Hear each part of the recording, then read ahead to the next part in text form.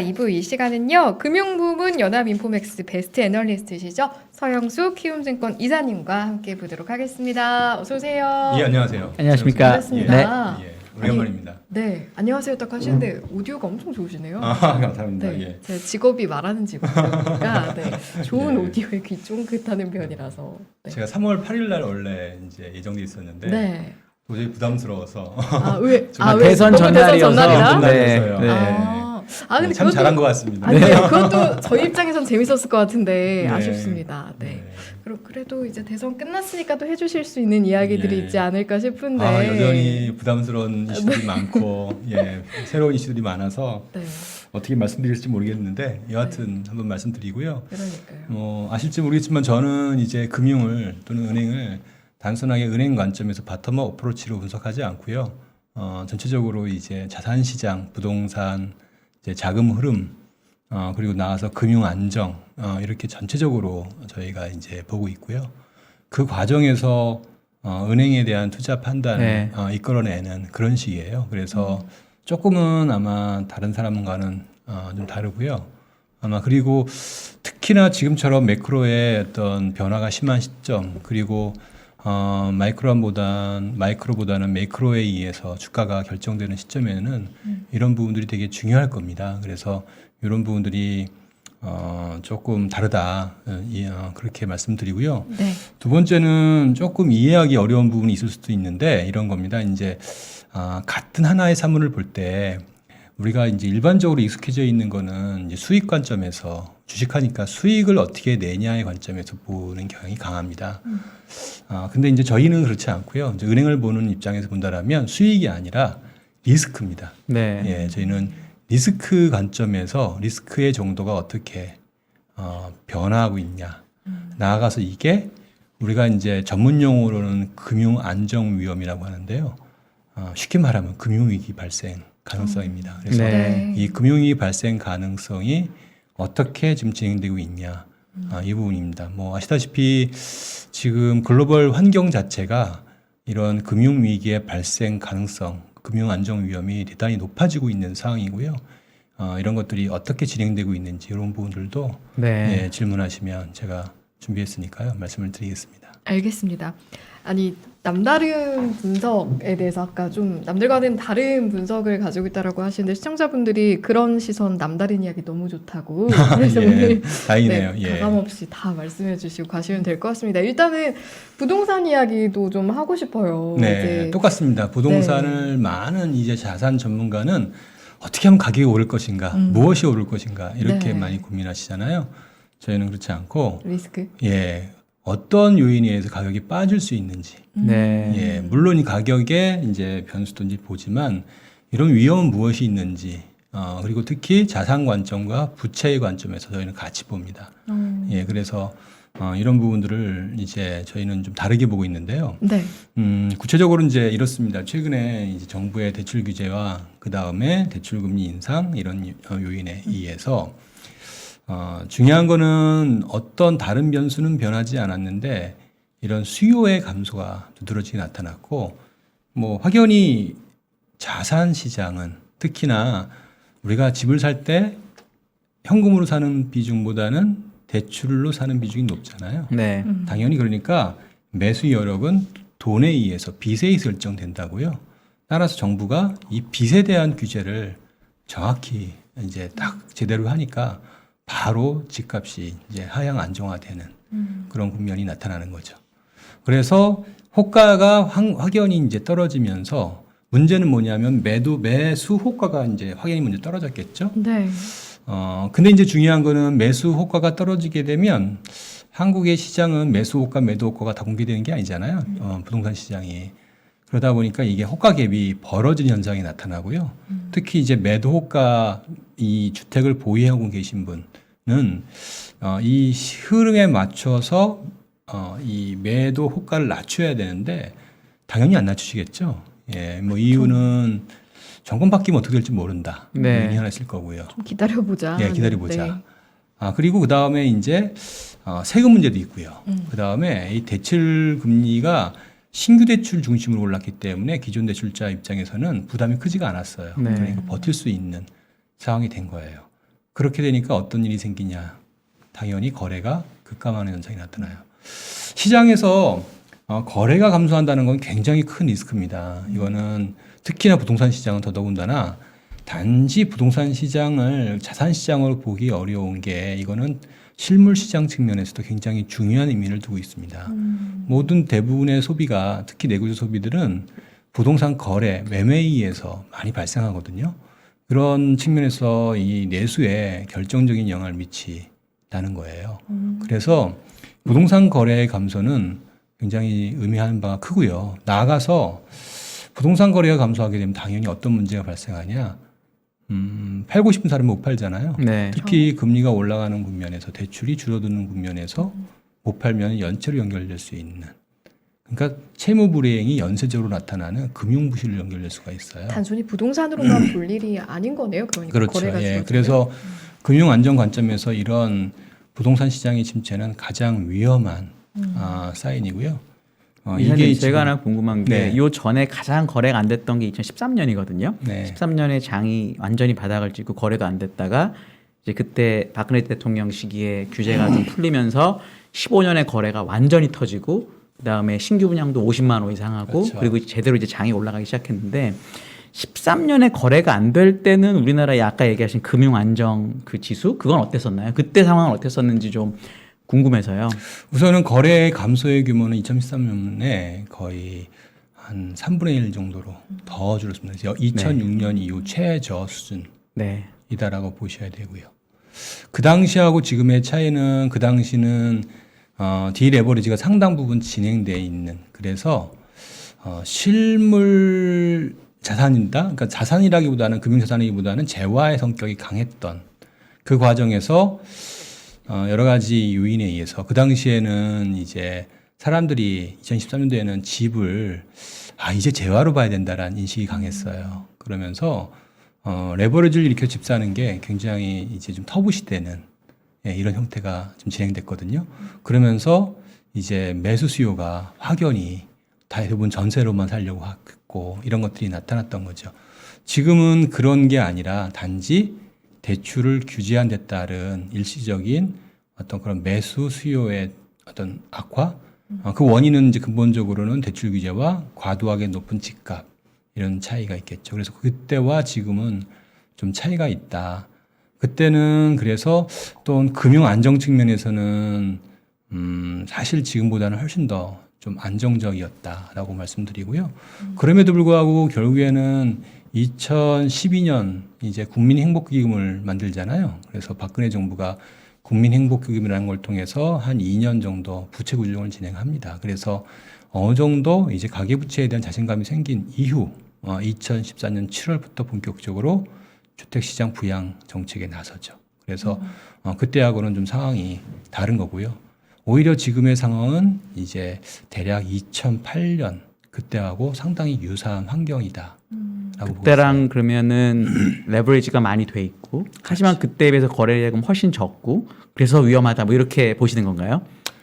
뭐 거래가 우선 아까 말씀드린 대로 적다는 거는 2008년보다 월등히 적거든요 지금이. 아유 뭐 예, 예. 월등히 적어서 대신에 레버리지 비율은 비슷하다 뭐 이렇게 보시기 때문에 오히려 더 레버리지 어렵다. 비율은 비슷한 정도가 아니라 그때하고는 비교가 안 될 정도고요. 2008년도하고 지금의 가장 큰 차이점은 2008년도에는 집을 살 때 담보대출로만 집을 샀어요. 그래서 제 옛날에는 그 당시에는 전세가율이 낮아서 갭 투자로 집을 사는 게 사실 거의 드물었습니다. 물론 있긴 했었지만 그 당시는 이제 집을 살려면 이제 갭 투자와 주택담보대출 섞어서 사지 않으면 안 되었죠. 근데 지금은 이제 집을 살 때의 주요 수단이 주택담보대출이 아니라 이제 갭 투자가 메인 수채예요. 그러니까 그때보다 훨씬 더 레버리지가 더 커지게 되었고요. 특히 중요한 건 뭐냐면 이런 형식의 주택 구매가 이루어지다 보니까 대출의 구성이 80%가 신규 위주로는 80%가 변동금리 단기 대출이에요. 이자만 내는 대출이고요. 그러니까 그게 가장 이전과 이후의 가장 큰 차이점이고요. 사실 이런 이유고, 그러니까 이제 이런 대출 구조를 갖고 있는 나라가 지금 우리나라 말고는 선진국에서는 없는 상황이에요. 상당히 지금 이게 그래요? 예, 뭐 혹시 아실지 모르겠지만 서프라임 모기 사태가 발생했을 때 변동금리 이자만 내는 대출의 비중이 그 당시에 50%였다고 난리가 났거든요. 근데 지금 뭐 우리가 지금 거의 80% 정도 되니까 네. 예, 상당히 네. 위험한 상황이고 금리가 올라가면 이제 이거는 뭐 감당할 수 없는 예. 거꾸로 네. 그러다 보니까 은행의 충당금은 과도하게 과소 적립되는. 그래서 전 세계 주요 선진국 중에서 우리나라 은행이 충당금이 제일 적게 적립되는 네. 이런 구조적인 문제가 지금 있는 거죠. 듣다 보니까 의사님 좀 걱정되는 상황인 것 같은데. 걱정해야 되는 상황이죠. 네, 걱정해야 예. 하는 상황이고 걱정이 되는 상황이고 그러면 좀 정책적으로 만약에 푼다라고 하면 어떻게 풀어나가는 게 좋을지 또 마침 이제 5월 10일부터 새 정부가 시작이 되니까. 방법은 두 가지인 거예요. 네. 지금 어쨌든 제일 중요한 거는 거래를 늘려야 되는 거죠. 매수호가와 매도호가의 갭이 지금 벌어졌어요. 그러면 방법은 두 가지잖아요. 첫 번째로는 매도호가를 낮추는 게 하나 있고요. 두 번째는 매수호가를 올리는 방법이 있죠. 다시 말하면 버블이 발생했어요. 그게 버블이 지금 꺼져야 되는 상황인데 이 버블이 꺼져야 하는 상황을 이제 구조조정을 통해서 해소하는 방법이 있고 아니면 또다시 버블을 만들어서 버블을 넘기는 방법이 있는 거죠. 전자가 맞는 거예요? 후자가 맞는 거예요? 어쨌든 이제 고승범 위원장이 들어와서 네. 8월 달에 들어왔잖아요. 오자마자 이제는 안 되겠다. 특히나 이제 올해에 이제 굉장히 중요한 한 해가 될 것 같다. 미국의 특히 기준금리 인상 어떻게 보실지 모르겠지만 또 금융 안정 관점은 다르게 볼 수 있거든요. 어쨌든 그런 상황이 지금 도래한 상황. 그렇다면 아까 말씀드린 두 가지 방법 중에 그러니까 다시 말하면 이 문제를 또다시 버블로 미루는 것보다는 구조조정을 해야 된다라고 생각하신 게 이제 그분의 생각인 거고 그러면서 대출 규제를 나서고 금리를 올리고 부채 구조조정을 진행을 했던 거죠. 근데 매도가가 이제 떨어져서 매수를 맞추는 것도 되게 좋은 방법인데 보통 저도 이제 주변에 친구들이 많이 물어보고 하면은 주식도 똑같잖아요. 내가 예를 들어 난 100원 되면 사야 되겠다라고 마음을 굳게 먹고 있습니다. 130원짜리 자산이. 그렇죠. 그래서 나는 100원에 매수 호가를 다 걸어놨습니다. 주식이든 뭐든. 근데 막 호가가 떨어져서 120, 115, 105, 104 이러면은 어떤 마음이 드냐면 100원에는 매수 호가 빼고 싶어요. 90원 이렇게. 그렇게 해서 계속 이게 유지될 수도 있거든요. 왜냐하면 부동산은 거래가 많지가 원래 아는 1년에 많아야 120만 개 되는 게 우리나라 부동산이니까. 그렇게 됐을 때는 과연 우리나라가 경제가 버틸 수 있나요? 그러니까 매도가를 낮추는 여러 가지 정책을 써서 막 떨어지고 있는데 매수자가 안 붙어가지고 그 기간이 길어지고 그러면 오히려 집값이 더 떨어졌다는 이유 때문에 소비도 줄고 이런 게 악영향이 생겨가지고 한국 경제가 그럴 때 버틸 수 있나 이런 생각은 어떻게 보세요? 그러니까 이제 그렇게 이래저래 가장 큰 문제가 집값이 너무 많이 올랐다는 걸 동의하세요? 동의하실지 모르겠는데 글쎄요. 집값이 너무 많이 올랐다라는 없어서. 거를 네. 어떻게 정의하냐면 우리가 이제 DSR이라고 하잖아요. 자신이 이제 상환 능력, 그러니까 원리금을 이제 정상적으로 내 소득에서 한 40% 정도 상환할 때 이거를 이제 감내할 범위라고 하거든요. 그런 범위를 이제 우리가 추산할 수 있어요. 그래서 그럴 때 이제 현재의 대출금리 하에서 살 수 있는 집값 이것도 계산할 수 있거든요. 네. 예. 거꾸로 이제 지금의 집값을 다시 DSR로 환산할 수 있어요. 이렇게 되면 이게 이 실제 이제 살 수 있는 집값과 이 차이가 너무 많이 나는 거예요. 지금 대략 연봉 기준으로 지금 집값은 감내할 수 있는 소득은 한 1억 7천 정도 돼요. 서울 기준으로. 그러니까 뭐 답이 안 나오는 거죠. 아까 말씀하신 것처럼 어쨌든 중요한 건 너무 많이 집값이 오르다 보니 이 호가 갭이 이게 소득으로 살 수 있는 범위 내에서 집을 살 수 있도록 규제를 해버리면 호가가 사실상 너무 많은 갭이 발생하는 거죠. 그러니까 이런 방식이 사실상 이게 제대로 해서 성공한다는 게 사실 쉽지가 않은 부분이 있는 거예요. 그래서 이건 전적으로 정부의 개입이 이제 추가적으로 필요하고요. 특히 이제 은행의 개입이 필요한데 지금까지의 상태는 우선은 집값만 더 이상 오르지 못하게 한 상태.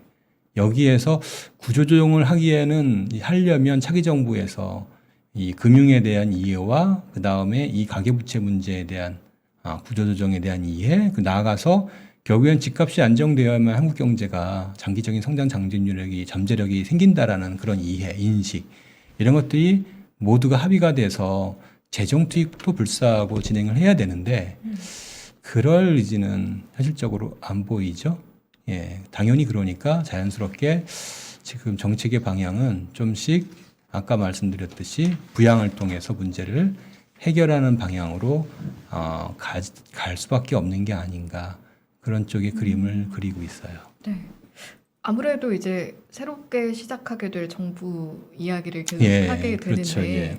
이제 새로운 정부에서 부동산 정책 윤곽 같은 거 나오는 걸 보면 당장 LTV 80%까지 규제 완화하겠다 뭐 이런 이야기들도 나오고 있는데 이런 그러니까 기조는 네, 예. 어떻게 평가하시는지. 지금 이제 우리 말씀드렸잖아요. 결국에는 이 문제 효과 계획을 어떻게 메울 것인가. 네. 만약에 이제 효과 계획을 떨어뜨린다라면 그러니까 이제 매도자의 효과 계획을 떨어뜨린 방법이라면은 이제 제일 중요한 게 이제 최근에 이제 무리하게 산 사람들을 이제 부채 구조조정을 통해서 집을 반강제로 팔게 하는 방법이 있거든요. 부채 구조조정을 통해서. 네. 예, 그렇게 하는 방법. 또는 이제 다주택자의 양도세를 완화해서 좀 팔 수 있도록 하는 방법. 이런 것들이 이제 매도자가 팔 수 있게 하는 방법인데 말씀드렸지만 그렇게 해서는 이제 부채 구조조정인데 그렇게 하는 게 쉽지 않다고 판단을 하고 그리고 어쨌든 간에 그러려면 상당한 기간의 구조조정 기간이 필요할 텐데 그런 것들을 견디는 게 쉽지 않잖아요. 그래서 그러면은 당연히 자연스럽게 남은 선택지가 매수자의 네. 매수 호가를 올리는 방법. 그러려면 똑같습니다. 다시 대출을 많이 받아서 무리하게 집 사게 하면 가능하겠죠. 방법. 왜냐하면 아까도 그래서 그 LTV 구조조정 80% 네네. 그렇죠. 당연히 그러니까 LTV 80% 그다음에 지금 나오는 대출 총량 규제 완화. 그렇죠? 이게 자연스럽게 이렇게 연결되는 거예요. 그리고 지금 DSR 규제까지 지금 얘기가 슬슬 나오고 있고요. 여기에 뭐 이렇게 쭉쭉쭉 보시면 되고요. 그다음에 중요한 거는 이제 대출 한도도 중요하지만 대출 가격도 중요하거든요. 그래서 대출 가격을 낮추기 위한 금리를 낮추기 위한 규제 방식이 지금까지는 최근 들어서는 이제 정부의 규제 방식이 대출 총량 규제였거든요. 대출 가격 규제를 완화해 주고요. 네, 그거를 바꿔서 대출 총량 규제는 풀고 대출 가격 규제로 네. 금리 규제로 바뀐다는 거예요. 예, 그렇게 함으로써 이런 문제들을 이제 지금의 이제 부동산 시장을 이제 이끌어 나겠다라는 게 지금까지 나온 정책이에요. 그래서 요 부분까지가 지금까지 현재 오픈되어 있는 건데 실제 이거를 또 한다 하기에는 앞으로 이제 넘어야 할 산들이 너무 많아서 이거를 진짜 할지 마냥 그 기조대로 가긴 또 쉽지 않을 수도 있다는 말씀이신 거예요? 예, 그거를 또 이제 얘기 드릴게요. 예. 연구위원님 질문 하실 있으시면. 말씀 저는 네. 이제 아까 그냥 궁금했던 게 네. 만약에 얘기하신 부채 구조조정의 방식으로 이제 만약에 그걸 해결하려면 어떻게 되냐면 최근에 가격이 높았을 때 소위 말하는 영끌을 통해서 집을 산 사람들이 제일 먼저 날아가거든요. 그렇죠. 그러니까 결국은 이런 이렇게 테리토리가 있으면 바깥에 있는 사람 먼저 하나하나 그 진격의 거인에 보면은 여러 가지 성이 보면 마지막 밖에부터 날아가고 이 거인이 배가 부를 때쯤 되면 안 들어오는 거잖아요. 근데 그런 구조조정은 항상 어떻게 벌어지냐면 그 자산에 막차에 탄 사람이 항상 제일 먼저 쓰러지게 돼 있거든요. 그러니까 그런 결정을 정부에서 하기가 쉽지 않을 것 같다는 생각을 일단 저는 첫 번째로 하고요. 결국은 그러면은 정부가 원하는 거는 집값이 높은 것도 문제지만 그러니까 이렇게 어느 지역과 특정 지역의 집값이 벌어진 거를 좁히고 싶다라는 생각도 다들 하잖아요. 그러니까 결국은 더 많이 오른 지역을 좀 더 낮추고 싶고 좀 덜 오른 지역은 덜 빠지게 하고 이런 게 있는데 더 오른 지역에 있는 사람들은 오히려 더 여유가 있고 겨우 막차 타다 산 사람들은 저 여유가 없으면 이게 뭐랄까 사회 정의까지는 아니더라도 정치적인 관점에서 이게 올바른 거냐 이런 부분에 대해서는 혹시 이사님 어떻게 보세요? 그 질문에 대한 대답은 나중에 따로 하시죠. 아, 왜냐하면 네. 알겠습니다. 이건 여기서 알겠습니다. 정치적으로 네. 이제 접근을 하게 되면 알겠습니다. 다른 네. 이제 새길로 가는 거니까 네, 죄송합니다. 알겠습니다. 예. 아닙니다. 그냥 궁금해서 저 요즘 그런 생각 많이 하거든요. 뭐가 맞는 거냐. 어렵게 집을 뭐 갭이든 대출이든 어떻게 샀는데 집값 가계부채라는 뭐 이런 부분이 문제가 있는 건 맞으니까 그걸 잡기 위해서 뭔가 규제를 가하는 순간 여기서부터 무너질 거거든요. 그거는 명약권. 그래서 그냥 여쭤봤습니다. 중요한 건 그거예요. 말씀하신 것처럼 쉽지 않은 거고요. 제가 이제 2020년 3월 달에도 집값이 일시적으로 하락했어요. 그때도 이제 코로나 사태 직후에 상당히 패닉 상태에 빠졌었거든요. 그때에 이제 저희가 제안했던 거는 정부가 개입을 해서 이런 것들을 좀 지원을 해서 이제 과다 채무자들 특히 이제 무주택자가 이제 갭투자로 무리하게 사는 것들을 좀 덜어내 줘야 된다. 정부가 재원을 투입해서 뭐 그럴 때 재원을 투자하는 방식이 뭐 그냥 정가에 사는 게 아니라 시세 절반 정도 밑으로 사서 사후정산 방식으로 처리하면 되거든요. 이런 형식으로 처리함으로써 이 문제 이렇게 정부가 갖고 재고를 많이 확보하고 또한 더 이상 집값이 과도하게 빠지지 않는 것을 막는 이런 조치들이 필요하다라고 말씀을 항상 드리는데 이게 이제 정치적으로 상당히 비판적으로 많이 보시는 분들이 있어요. 그걸 왜 정부 돈으로 하냐. 근데 문제는 뭐냐면 만일에 이런 비판을 하시는 분들이 집이 있거나 없거나 한 채만 갖고 있다고 생각하신다면 결국엔 이거를 안 했을 때에 정부가 취할 수 있는 해결 방안은 또 돈 풀어서 집값 올리는 것밖에 없다는 거거든요. 그 피해는 그러면 집이 한 채만 갖고 있거나 없는 사람들한테 고스란히 돌아간다는 거예요. 예, 그래서 어차피 정책은 선택의 이슈이기 때문에 또한 그리고 부채의 구조종 그리고 지금 얘기 드렸던 여러 가지의 이제 방안들은 상당히 쉽지 않은 누군가는 이제 고통을 감내해야 되고 또 누군가는 부담을 해야 되는 부분이기 때문에 어려운 부분이 있어요. 그것들을 아무도 이제 감내하고 싶어 하지 않기 때문에 여태 정부들은 결국에는 전부 이제 주택시장 부양을 통해서 이런 문제를 해결해 왔고요. 지금도 그런 조짐이 나타난다. 예, 이렇게 얘기 드릴 수 있어요. 알겠습니다. 재건축 이야기도 좀 해야겠는데 보니까 아까 시청자분들도 재건축 이야기 안 해요라고 물어보시기도 하시고 그렇죠. 이제 대표적인 게 이제 새 정부의 정책의 기조는 두 가지죠. 이제 한쪽 방향은 재건축 규제 하나가 있고요. 공급 측면에서 그 다음에 한쪽 방향은 대출 규제 완화가 있고요. 이게 우리 2014년에 빚내서 집 사기 정책을 취했던 그때 보시면 아시겠지만 결국엔 대출 규제 완화, 세제 완화 그리고 재건축 규제 완화 이 3종 세트가 같이 진행되었을 때 집값이 상승 전환하는 부양으로 효과적인 부양책으로 우리가 볼 수가 있는 거죠. 그런 측면에서 아까 말씀드린 대출 규제 완화와 이제 재건축 규제 완화 이렇게 연결돼서 진행된다라고 볼 수 있겠죠. 당장 서울시에서 지금 35층 규제 풀고 이러면서 매물은 주는데 매도가는 또 올라가고 재건축 관련해서 이런 모습들 보이고 있더라고요. 그렇죠. 이게 시사하는 바는 뭐라고 보세요? 당연하죠. 이제 재건축 규제는 완화는 결국에는 지금 진행하고 있는 재건축 규제 하나는 그 이전 정부하고의 가장 큰 차이점을 우리가 알아야 되는데 이제 우리가 논란이 되고 있는 거는 주택에 있어서 지상권, 영업권 일종의 이제 땅값이라고 볼 수 있는 지상권 가치거든요. 예를 들어서 한번 생각해 보시죠. 내가 이제 하나의 집을 서울에 갖고 있는데 이 집에 예를 들어서 100층까지 짓는다. 그러면 그 지상권의 가치는 누구 걸까요? 현재는 땅의 주인으로 돼 있죠. 우리나라에서는 현재는. 근데 땅의 주인으로 되어 있지만 그렇다고 해서 이게 이제 정부가 만약에 그거를 100층을 짓는다라면 허가를 받고 거기에 발생하는 그 차액부에 대해서는 세금을 통해서 회수하죠. 그래서 사실상 그게 지상권의 가치가 개인에게 온전히 있다라고 보기 국가에도 있다 이렇게 보시는 건가요? 공공의 이제 가치라는 게 이제 정부의 입장인 거예요. 그래서 이제 8사 대책, 2사 대책 쭉 있는데 이 2사 대책과 8사 대책의 핵심 내용은 이 지상권의 가치를 이제 개인과 정부가 공유하자라는 거고요. 이번 정부의 이제 서울시와 그 다음에 새 정부가 생각하고 있는 거는 조금 더 정부가 가져가는 몫을 줄이고 개인이 가져가는 몫을 늘리자라는 내용입니다.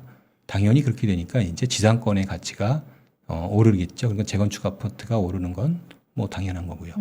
두 번째 이제 재건축이 진행되는 게 이제 본격적으로 이제 진행되면 당연히 단기적으로는 멸실이 2, 3년 이상 진행되거든요. 당연히 집이 주니까 집값은 당연히 전세값부터 시작해서 오르기 시작하고요. 실제 이제 2019년 이제 2018년 9.13 대책 이후 2019년 4월까지 집값이 서울의 주요 지역 기준으로 한 10% 이상 하락했는데 이게 반전하는 아주 중요한 계기가 이제 송파의 미성, 크로바의 잠실 한 3천 가구 되거든요. 이게 멸실이 되면서 거기에서 전세 가격이 다시 급반전하면서 이제 전세 가격이 오르고 그게 이제 금리 인하와 연결되면서 전세 가격, 집값 상승 이렇게 연결되면서 본격적으로 반등했거든요. 그만큼 재건축 규제 완화는 굉장히 중요한 집값의 중요한 이슈인데 이것을 어쨌든 규제안을 통해서 풀어서 부양을 한다는 거니까 상당히 이제 긍정적이다라고 볼 수 있죠. 적어도 주택 시장에는요. 네.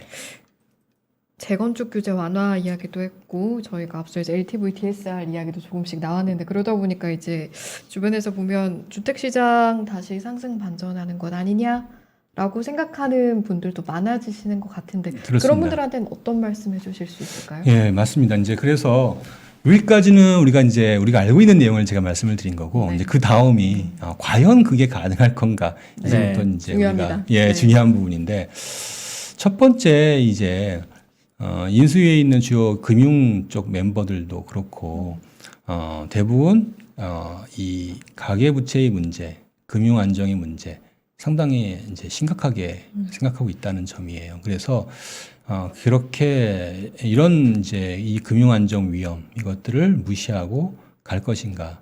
예, 이 부분이 이제 중요하다고 보여져요. 우선 먼저 우리가 생각해야 될 게 있어요. 미국의 기준금리에 대한 시각도 똑같이 우리가 금융 안정 위험 관점에서 한번 보자고요. 우리가 일반적인 컨센서스는 지금 이번에 3월달 FOMC 회의에서 기준금리가 2022년 말에 1.9%가 갈 것이다라고 보고 있는 거잖아요. 근데 알아야 될 거는 불과 3개월 만에 그 1.9%가 아니라 대략 1%포인트가 높아져서 1.9%가 된 네. 거예요. 아니, 그 10,000명에 되는 FOMC, FRB에서 3개월 만에 기준금리를 1%를 올린다는 게 그게 말이 되는 얘기입니까? 예. 이거는 전문 연구기관으로서의 능력을 사실상 잃어버렸다라고 얘기할 수밖에 없는 수준이에요. 이거를 이제 주식 관점에서는 다들 그냥 넘어갈 수가 있어요. 왜냐하면 어차피 계속 그렇게 헛발질을 하는 게 주식시장엔 좋을 수 있으니까. 그렇지만 금융 안정 위험 관점에서는 상당히 대단히 위험한 상황인 거예요. 이미 그거를 인지하고 주요 국가의 은행들, 중앙은행들은 기준금리를 그래서 먼저 올리기 시작하고 있는 거예요. 예. 지금 이대로라면 사실 연말에 기준금리가 1.9가 아니라 지금 3개월 만에 1%포인트 올라갔으면은 사실 3%가 충분히 될 가능성이 있죠. 네. 예. 지금 그렇다라면은 기준금리가 2%포인트가 최소한 올라가야 되는데 2%포인트의 기준금리가 올라갔을 때 한국 중앙은행이 어떻게 대응해야 되냐의 문제죠. 예.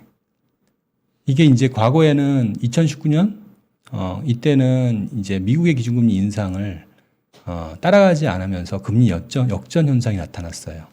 그 당시에는 그럼에도 불구하고 어느 정도 그게 버틸 수 있었는데 최근에는 상황이 달라지고 있어요. 달라지는 가장 큰 포인트가 뭐냐면 최근에 외국인의 채권 순매수가 줄어들고 있다는 점이에요. 네. 확실히 이제 금융 안정 위험에 대해서 외국인들이 반응하기 시작했다는 거예요. 그렇게 됐을 때 미국의 기준금리를 만약에 그 정도 올릴 때 한국은 그것보다 더 올리면 더 올려야지 더 올렸을 때 아마 외국인의 자금 이탈이 상당 부분 생길 가능성이 있다는 점이에요. 혹시 그게 반영돼서 벌써 환율이 1230원 이렇게 온 거 아닐까요? 그런 위험을 미리 반영했다 이렇게 볼 수도 있을까요, 혹시? 환율이 지금 1230원이 된 게. 충분히 맞는 얘기고요. 네. 예. 하지만 그 가격이 조정이 되면서 어쨌든 자금의 이탈은 아직까지는 없었던 상황이거든요. 주식은 많이 빠져나갔지만 채권 시장의 자금들은 계속 유입되었어요. 네. 근데 채권의 자금은 상당히 후행적으로 나타납니다. 그래서 어떤 문제가 실제 발생할 때 자금이 빠져나가고요. 그 자금이 빠져나갈 때 결국에는 그때 갑자기 외화 유동성 부족 사태로 발생하는 게 우리나라의 지금 현실이에요.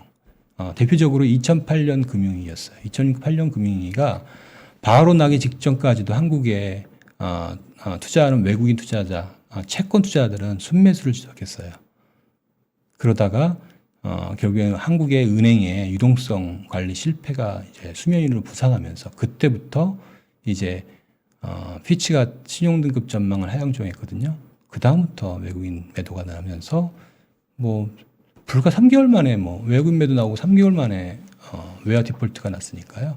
예, 그만큼 우리가 사실 굉장히 그 부분에 취약한 부분이 있죠.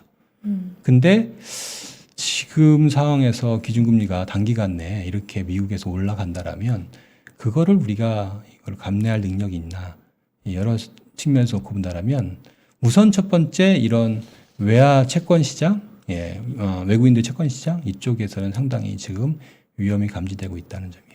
이런 선택을 할 수 있나요? 지금 환율은 그러니까 만약에 미국이 금리를 이제 5월에 50bp를 올릴 수도 있잖아요. 그리고 막 올리는데 아직은 우리가 1.25니까 한 100bp 갭이 있는데 막 올라서 금리가 비슷해졌어요. 근데 정부의 정책이 오케이 환율을 올라가는 걸 우리가 냅두겠다. 그러니까 어차피 환율이란 거는 돈의 상대적인 가치니까 그렇게 하면 수출도 잘 되고 기본적인 그런 게 물가는 좀 오르겠죠. 어차피 수입 물가는. 근데 그렇게 되더라도 환율 올라가는 건 내버려 두고 대신 금리를 막아서 내수나 이런 가계부채 문제를 좀 늦게 터지게 한다든지 예를 들어 외국 경제 좋아질 때 그렇게 해도 되니까 뭐 이런 선택을 할 수 있는 고환율 정책을 쓸 수 있는 가능성 혹시 없을까요?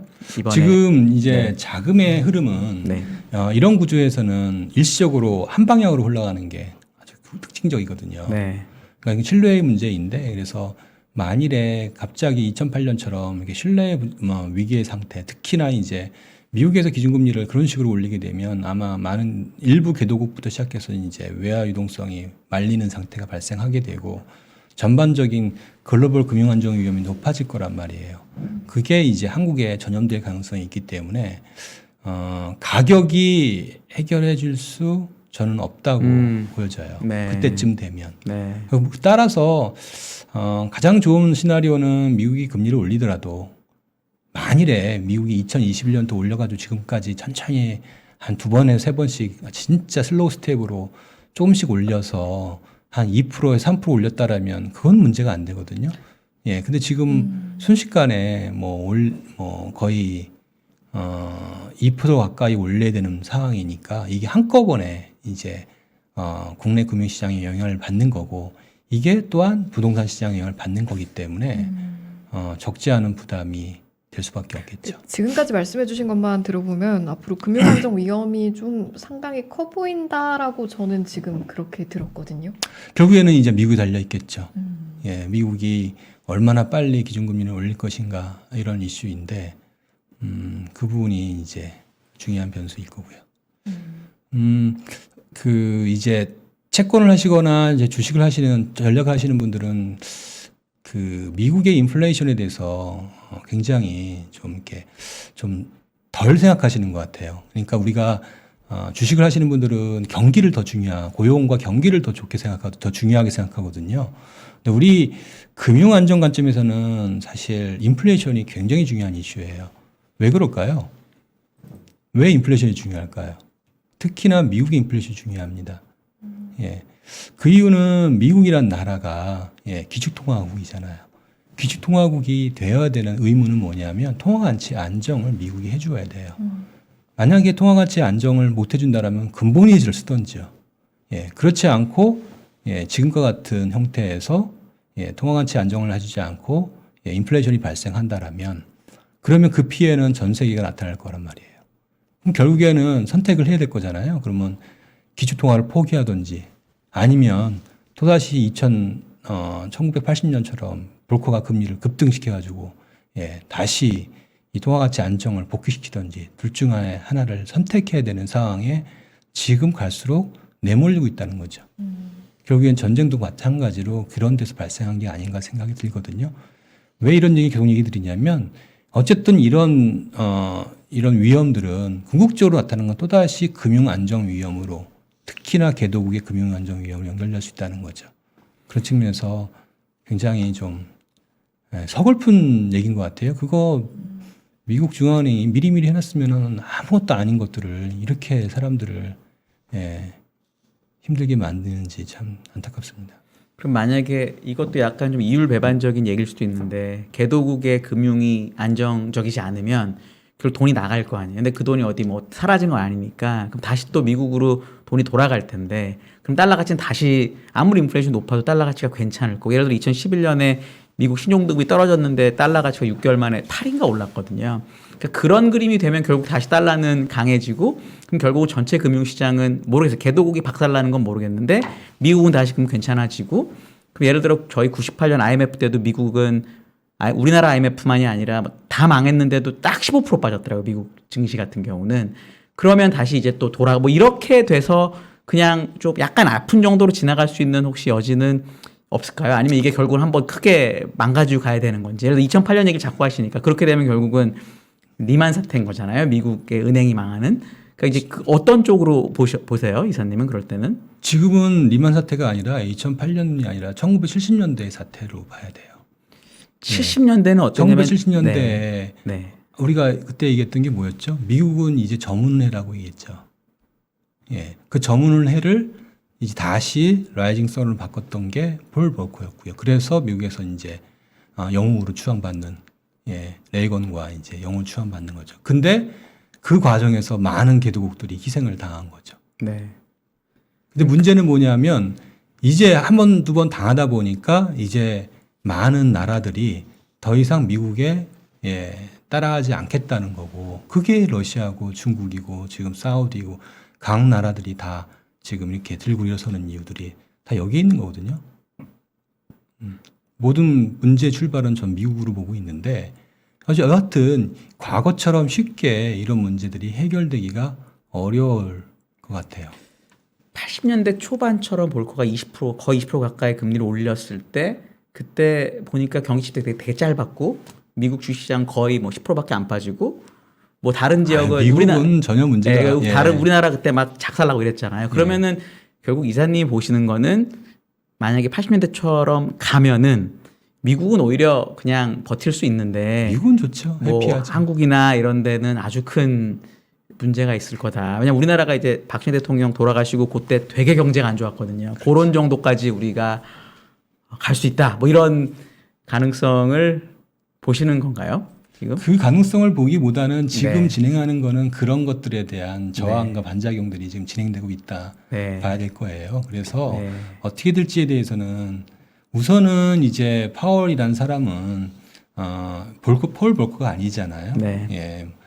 주식시장에 아주 뭐 너무너무 이제 민감한 사람이기 때문에 이 주식시장 특히나 이제 이 미국의 그 노후 인구들의 은퇴 자산들이 있죠. 이 은퇴 자산들 대부분이 주식으로 되어 있거든요. 그래서 주식시장이 빠지게 되면 또한 이제 민간 소비에도 상당히 영향을 주기 때문에 참 이러지도 못하고 저러지도 못하는 이런 상황. 결국에는 그래서 폴 볼커 이전이 누구였나 모르겠네. 저기 잊어버렸는데 그 사람 같은 상황이 되지 않을까 생각이 돼요.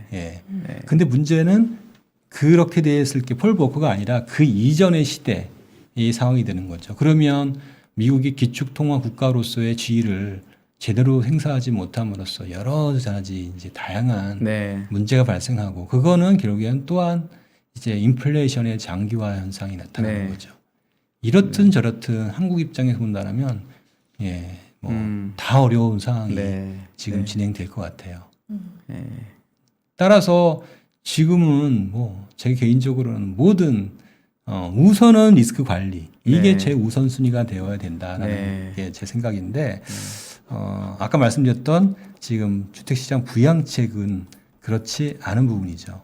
이제 그거를 조금 더 다시 부동산 관점에서 본다라면 결국에는 그러려면은 부동산 시장을 부양하기 위해서는 결국에 은행의 대출 창출 능력이 좋아야 되는 거예요. 은행의 대출 창출력이 좋아지려면 결국에는 금리가 낮아지는 국면이 돼야 돼요. 지금처럼 금리가 높아지는 국면에서 그리고 아까 말씀드렸듯이 대출이 단기 대출이고 변동금리 대출이어서 금리 상승에 굉장히 위험도가 커지는 국면에서 이렇게 될 경우에는 자연스럽게 어떤 일이 발생하냐면 은행의 자금 중력 능력이 떨어지는 현상이 나타나요. 네. 대표적이게 이제 은행채 스프레드가 급격히 올라가는 상황이 나타나고 이미 벌써 은행채 스프레드는 2010년 수준까지 올라갔어요. 예.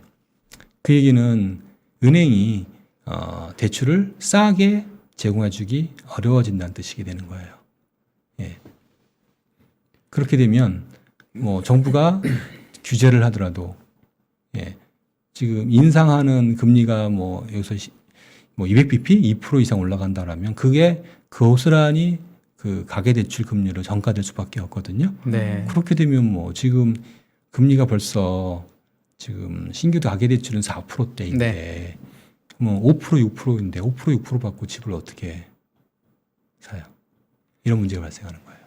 이사님은 미국이 금리 올리는 것만큼 우리나라 올려야 된다 이렇게 보시는 거죠? 올릴 수밖에 없어요. 올릴 수밖에 없다. 네, 지금 네. 상황은 지금 네. 상당히 은행의 체력이 여기저기 좀 많이 빵꾸가 난 상황이고 벌써 이미 은행채 스프레드니 뭐 이런 여러 가지 지표들이 예, 안 좋게 흐르고 있기 때문에요. 우리나라는 예대율이 지금 얼마쯤 되나요? 우리나라 은행이 지금? 은행 예대율이 2008년도에 이제 금융위기 발생했잖아요. 그 예대율 규제 아까 제가 은행 유동성 관리 실패해가지고 네. 금융위기 발생했다고 했는데 그게 이제 그때 120%까지 예대율 발생하고 120%. 그랬어요. 그래서 네.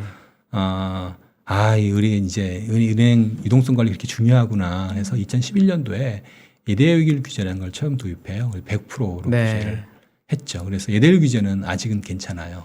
다 지금 근데 90몇 프로 정도에 다 맞춰져 있나요? 그러면 100%로 맞춰졌어요. 100%에 다 맞춰져 있군요. 근데 우리나라 은행이 가장 큰 문제가 뭐냐면 혹시 미국에 계셨었죠? 아니, 저는 아닙니다. 저는 한국에서만 계속 네, 글로벌 왜 그렇게 생각하세요? 그 해외 주식을 지금 아주 요만큼 하고 있어서 그런 거지. 그래요? 그냥 네, 예. 글로벌이라고 하셔가지고. 아닙니다. 예, 아닙니다. 미국의 은행 혹시 써보시면 뭐 책이라고 하잖아요. 책 입금하고 그러면 한 5일 걸리고요. 네. 예. 그리고 뭐 자금이체 실시간 자금이체도 안 돼요. 네. 예. 뭐 자금이체 하면은 뭐 10불 내야 되고 막 이러거든요. 네. 근데 우리나라는 어떻죠? 1초죠, 1초. 예. 1초. 0.5초인가? 예. 예. 돈이 바로 뭐 나오죠, 예, 바로. 몇 억도 그냥 순식간에 네. 예, 이체시킬 수 있어요. 무슨 얘기냐면 금리 상승 국면에는 어떤 일이 생기냐면 돈이 저원가성 예금이 아주 쉽게 빠져나갈 수 있는 네. 거라는 거예요. 안 좋은 조짐이 이제 2022년 1월, 2월 최근 들어서 그동안은 계속 저원가성이 유입됐는데요. 금리가 특히 은행채 금리가 바로 오르니까 순식간에 8조 원이 빠졌어요. 저원가성. 네. 이거는 거의 10년 만에 최대예요. 최대치가 빠졌어요. 그만큼 참 정말 우리나라 은행만큼 이렇게 좀 이렇게 위험 관리가 제대로 안 되는 유동성 관리가 취약한 나라가 은행들이 있을까 할 정도로 참 문제인 것 같아요. 네. 아까 그 충당금 얘기하실 때 정말 물어보고 싶었는데 미국은 2020년 그 코로나 생겼을 때 2분기에 충당금을 정말 왕창 쌓았다가 예를 들어 JP모건 같은 경우에는 3분기부터 환입하고 지금은 이제 네. 환입을 되게 많이 했거든요. 맞아요. 근데 한국은 아직 환입을 안 했는데 그럼에도 불구하고 충당금이 우리나라 부족하다 이렇게 보시는 거예요, 이사님은? 우리나라 은행은 충당금을 안 쌌어요. 근데 저는 잘 모르니까. 근데 네. 뉴스에 보기에는 그 코로나 관련된 대출이나 여러 가지 때문에 계속 그 저희 감독 당국에서 싸라 해가지고 많이 쌓았다. 그래서 은행 애널리스트들 얘기하시는 걸 보면은 원래 환입을 뭐 좀 기대했었는데 계속 정부에서 얘기를 해가지고 환입을 못해서 실적이 뭐 안 났다든지 이런 얘기도 있었거든요. 근데 그럼에도 불구하고 택도 없다 이렇게 보시는 건가요? 아까 말씀드렸잖아요. 네. 이제 우리나라 은행이 네. 이자만 내는 대출이고요. 변동금리 대출이에요. 네, 금리가 제로금리에 가까웠잖아요. 네, 대출 금리가 5% 6%된 게 지금 2%까지 내려갔다고요. 네, 대출은 뭐 연봉의 2배, 3배까지 막 주고 이랬다고요. 네. 연체 발생할 일이 있을까요? 그러니까 앞으로 연체가 훨씬 늘어날 거기 때문에 훨씬 더 많이 해야 된다 이런. 그런 컨셉이 아니에요. 네. 그런 컨셉이 아니라 원래 이론적으로 이 연체를 기반으로 충당을 쌓는 거는 기본적으로 원리금 불안상한 고정금일 때만 사용해야 되는 거예요. 네. 원칙적으로. 그렇지 않으면 연체는 아무런 데이터가 아니에요. 네. 그거는 중요한 거는 뭐냐면 상환 능력을 보고 해줘야 되는 거죠. 근데 우리나라는 모든 대출이 기본 컨셉이 이자만 내면에도 불구하고 변동금리에도 불구하고 연체 중심으로 충당금을 적립하게 돼요. 그래서 고정 이하 충당금이라 그래요. 고정의 여신 이하 네. 충당금인데 당연히 그러니까 이자만 내는 대출이다 보니까 연체가 거의 여신이 없다. 네. 연체가 발생한 게 없어요. 네. 없으니까 없는 것들이 충당금을 쌓게 되니까 되게 많이 적립한 걸로 나와요. 그러니까 어느 정도 수준이냐면은 미국의 모기지 연체율이 우리나라의 모기지 연체율이 10배 차이 나요. 네. 미국의 연체율은 원금을 내고요. 우리는 이자만 내기 때문에 그런 거예요. 네. 기본 미국 컨셉이. 연체율이지만 1.5% 정도로 프레드에서 데이터 나오긴 하던데 그럼 우리는 0. 몇 프로라는 얘기인가요? 0.2%예요.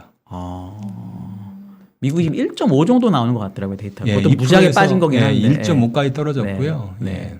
그래서 0.2다 한국이. 예, 이게 다른 거예요. 네. 그래서 전체 여신 대비 충당금 적립 이게 중요한 거죠. 네. 오히려 거꾸로 만약에 이거를 정상적으로 다 원리금 불안상하게 해버리면은 우리의 충당금은 뭐 아마 들어갈 돈은 최소한 3, 4% 돼야 될 거예요 아마. 네. 이게 이 이자 내는 거에 익숙해져 있기 때문에 지금은 얼마나 돼 있나요? 그럼 여신 대비 충당금률이 별도 기준으로 0.4%니까. 0.4%. 예. 사실 오늘 주제 중에 하나가 은행업종 투자 판단 이건데 네. 여기에 대해서는 지금 하향 그거는 이렇습니다. 네. 이제 어떻게 되냐면 이제 은행 업종에 대한 투자 판단은 저희가 이제 지난번에 하향 조정을 네. 했는데 그렇죠. 이런 컨셉인 거예요. 그동안 저희는 은행을 굉장히 좋게 보았던 부분들이고요. 은행을 좋게 보았던 부분들은 저희가 이제 생각하는 건 정부의 이제 대출 규제 방식이 가격 규제에서 대출 총량 규제 바뀐다. 네. 대출 총량 규제를 바뀐다라면 당연히 은행의 마진은 정부가 어느 정도 보호해줄 수밖에 없다. 그렇죠. 왜 네. 보호해주냐? 그렇게 이익을 많이 내서 어느 정도 그 돈을 충당금으로 연결시킬 수 있도록 해주는 거예요. 그렇게 함으로써 은행의 취약한 건전성들을 많이 개선시켜야 된다. 그게 정부의 목표였고 실제 그게 진행이 되었던 거고요. 근데 아쉽게도 생각보다 많이 못했어요. 지금 이런 상태예요. 이제 그래서 남는 게 이제 지난해 많이 했으면 많이 할 줄 알았고 많이 할 수 있었는데 안 해버린 거예요. 못한 거예요. 사실 이런저런 이유가 있어가지고 그러다 보니까 이게 올해로 넘어와 버렸어요.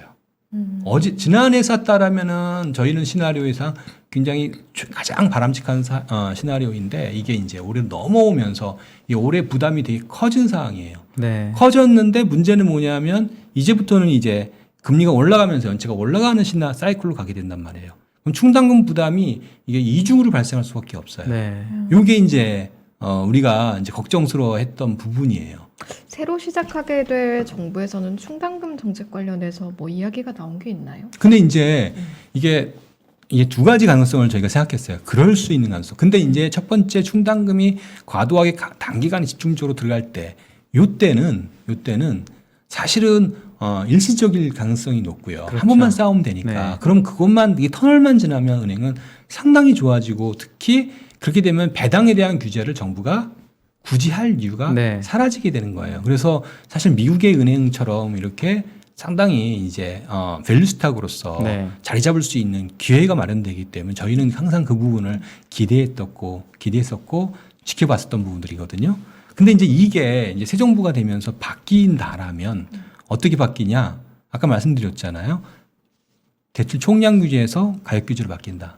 이렇게 되면은 대출 가격을 낮추고 대출 양을 늘리길 바라는 거죠. 충당을 많이 쓰면 대출 양을 못 늘리게 돼 있어요. 네. 예.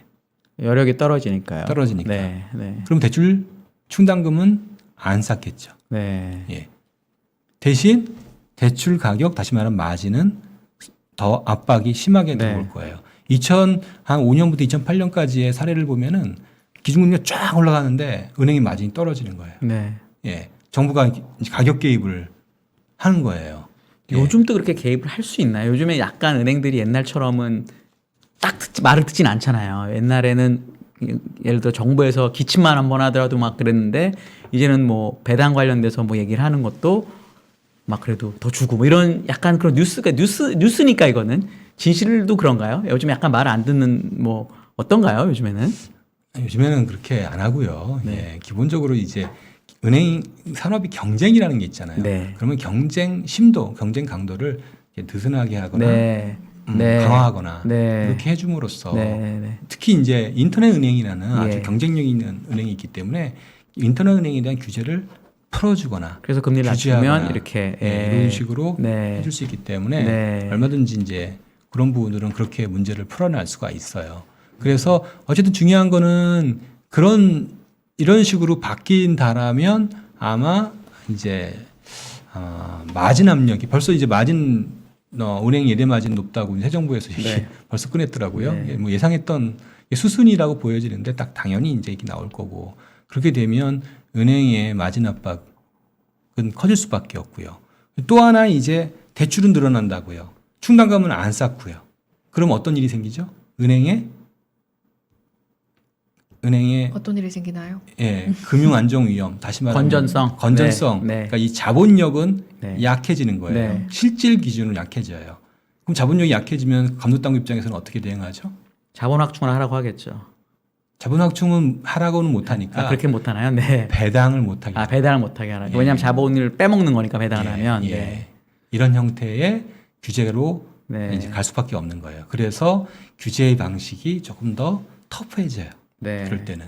그래서 이제 배당 규제와 이런 형태로 나타나는 거죠. 그러면 은행주가 재미가 없죠. 지금 은행 배당률이 되게 높잖아요. 6% 막 뭐 7% 이런 걸로 알고 있는데 이사님 말씀은 이건 되게 일시적인 거고 결국 배당률이 떨어질 거니까 주가가 왜냐하면 지금 주가만 보면은 되게 싼 거잖아요. 6% 7% 배당이 만약에 영속적이라면. 근데 주가가 이렇게 돼 있는 얘기는 시장에서 배당이 떨어질 거기 때문에 이미 주가가 거기에 맞춰서 내려와 있다. 이렇게 볼 수는 없을까요? 미리 주가가 빠져서 지금 배당률이 높으니까 배당이 예를 들어 반토막 나면 3%로 해서 뭐 이렇게는 어떻게 볼 수 없을까요? 은행을 좋게 보시고 싶은 사람이라면 만약에. 뭐 그렇게도 볼 수 있겠죠. 그거는 이제 가격의 이슈이니까 네. 그거는 이제 트레이딩 영역에서 네. 봐야 될 부분들이고요. 그 부분은 이제 각자가 이제 판단하시면 될 것 같고 뭐 주식이라는 게 가격이라는 게 있기 때문에 영원히 사고 영원히 팔고 뭐 이런 건 그럼요. 아니니까 네. 그거는 각자 이제 판단하시면 될 거고 다만 저희가 이제 말씀드릴 수 있는 거는 중요한 정책적 변화에 의해 은행이 실적이 형태, 일단 배당의 형태가 좀 달라질 수 있겠다. 이런 부분들을 좀 인사이트를 드릴 수 있겠죠. 알겠습니다. 네. 벌써 1시간이 이제 다 되어가고 있어서 그랬어요? 혹시 예. 연구위원님 혹시 묻다 하신 질문 아닙니다. 있으실까요? 저는 여쭤보고 싶은 거를 다 여쭤봤습니다. 네, 알겠습니다. 그럼 이사님 혹시 네. 묻다 하신 말씀이나 우리 시청자분들께 마지막으로 좀 당부하거나 꼭 알려드리고 싶은 내용 있으면 한 말씀 해주시고 마무리하도록 하겠습니다. 그래요? 우선은 카뱅 얘기 안 드렸는데 카뱅은 좀 상대적으로 저희가 인터넷 뱅킹 뱅크 얘기 좀 예, 해주시죠, 해주시죠. 진짜. 네, 네네. 네. 그래서 인터넷 은행은 아마 가장 지금 주가의 제약 요인은 대출 총량 규제였는데 이게 좀 풀리잖아요. 네. 풀리면 상대적인 수혜가 좀 있지 않을까. 그 정도까지만 디테일한 거는 저희 보고서에 보고 보시고요. 좀 더 예. 디테일하게 말씀해 주셔도 예. 됩니다. 네. 아직 시간이 마지막으로 남아서. 네. 지금 얘기 드리고 싶은 거는 네. 제가 이제 2019년에 쓴 책이 이제 네. 대한민국 가계부채 보고서이거든요. 네, 네. 2019년에 예. 대한민국 가계부채 보고서라고 합니다. 2011년 지난해 이제 PR스문 부채 얘기 썼는데 네. 이 금융위기, 금융안정위험 이런 것들에 대한 우리 책이 정말 없어요. 네. 올해는 아마 이 투자하실 때 수익은 옛날에는 단지 주식만 사셨지만 주식이 아니라 해외 주식 다양하게 사잖아요. 원자재도 네. 살 수 있고. 맞아요. 예, 굉장히 다양한 어떤 그런 투자의 기회들이 많은 것 같아요. 그래서 저는 올해는 수익에 베팅하는 게 아니라 리스크에 베팅해야 될 것 같아요. 네. 무슨 얘기냐면 리스크의 변화에 따라 굉장히 많은 다양한 투자의 기회가 생길 것 같다. 예, 그래서 좀 제 책 말고라도 네. 좀 이 금융안정 위험과 관련된 거에 관심을 좀 많이 가지시면 네. 투자에 많은 도움이 되지 않을까 알겠습니다. 생각합니다. 저도 사실 오늘 금융안정 리스크가 머리에 박혀서 이걸 좀 개인 투자자들은 어떻게 좀 마음에 새기고 어떻게 대처하는 자세를 가져가야 할까라는 생각을 정말 많이 했는데 일단 당장 우리 이사님께서 쓰신 책과 2019년에 쓰셨다고. 네. 네. 네, 관련된 좀 글을 많이 보면서 관점을 길러야겠네요. 보이나요? 좀 보다 보면 아 이런 리스크가 여기서는 이런 투자의 기회로 오는구나가. 제가 네. 이번에도 나오는데요. 저희가 매달 이런 먼슬리를 금융 부동산 먼슬리 되니까 그거를 좀 보시면 네. 아, 저 리스크가 어떻게 변하고 있는지 아마 저희 체크하실 거예요. 체크하실 수 있을 거예요. 그래서 그런 거에 맞춰서 투자하시면 도움이 되지 않을까. 알겠습니다, 여러분. 네, 마지막 도움이 되셨나 모르겠어요. 지금 너무 그러면 됐죠. 위험에 가장 뭐랄까 해지할 수 있는 자산을 하나를 딱 골라주신다면 뭐라고 보세요? 진짜 마지막 질문 정말. 네. 단기적으로는 원자재죠. 원자재가 제일 해지할 수 있다. 예, 네. 농산물, 그다음에 원유 네. 아닐까 생각이 되네요. 네. 알겠습니다. 여러분 리스크를 주시해서 잘 분석하시고요. 일단 당장 원자재 좀 네. 들여다보시면 될 것 같네요.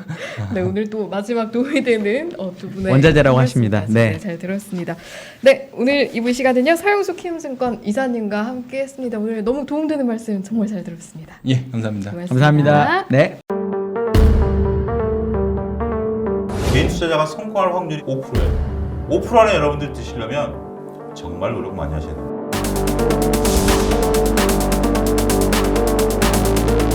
2022년도에 시장의 줄거리를 잡을 만한 얘기들 이런 것들로 충분히 채웠는데 물론 소장님의 뷰와 제 뷰는 또 다릅니다.